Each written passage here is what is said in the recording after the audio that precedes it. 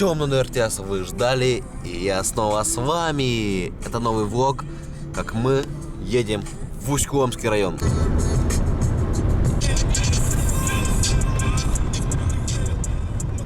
Мы подъезжаем в Усть-Кулом. Ну что тут? Освещенная дорога. Столбы стоят каждые 10 метров. Круто. Это Иван Валерьевич. С ним поедем до Пузлы, потом до Помоздина. Но у нас случилось небольшое ЧП. Машину занесло на этом повороте.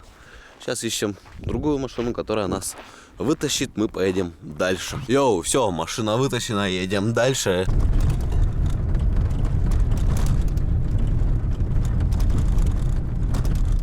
Это место называется Асы-Вож. Она находится на возвышенности, поэтому тут зима всегда настает раньше, чем в других населенных пунктах Усть-Куломского района.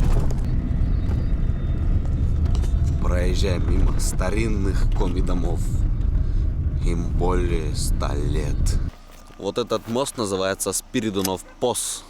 На коми, если переводить с коми на русский, то это мост Спиридонова, потому что при главе Республики Коми Спиридонове Юрии Алексеевиче этот мост начинали строить, чтобы вывозить лес, но его так и не достроили. Он сейчас так торчит, как достопримечательность, как какой-то памятник. На одной земле мы ходим самой дорогой. Обязательно. Просто вам шапка.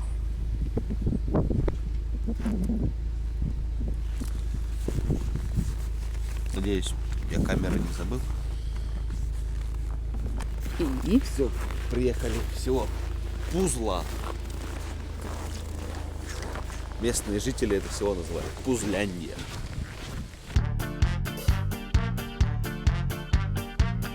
Снимаем пожар.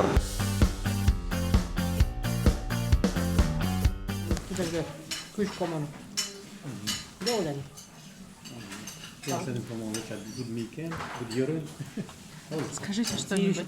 Сметанные губы. Нянь да сол. А цель одна простая. Показать, что в селе, в некоторых селах Республики Коми есть работа.